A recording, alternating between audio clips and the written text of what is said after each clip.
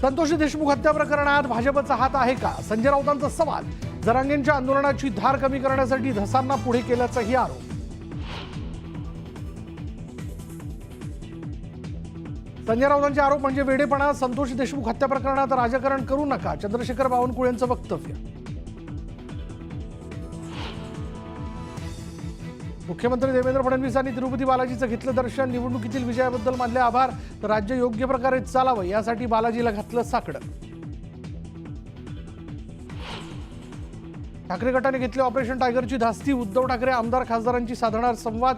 पक्षातील पडझड रोखण्यासाठी संवाद मोहीम.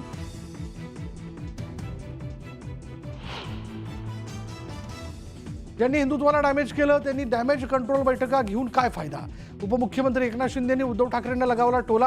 आरोप करण्यापेक्षा आत्मचिंतन करण्याचाही दिला सल्ला.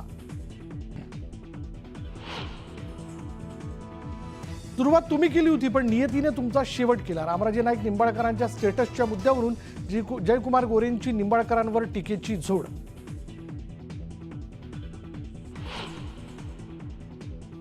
कृषी साहित्याची ऑर्डर का करण्यात आली रद्द? दबाव टाकून कुणी लपवाछपवी करण्याचा प्रयत्न करतंय का? अंजली दमानी यांनी राज्य सरकारला केला सवाल.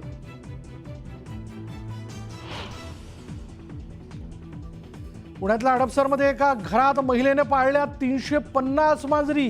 रहिवाशांच्या तक्रारीनंतर पालिका प्रशासनाने महिलेला बजावली नोटीस.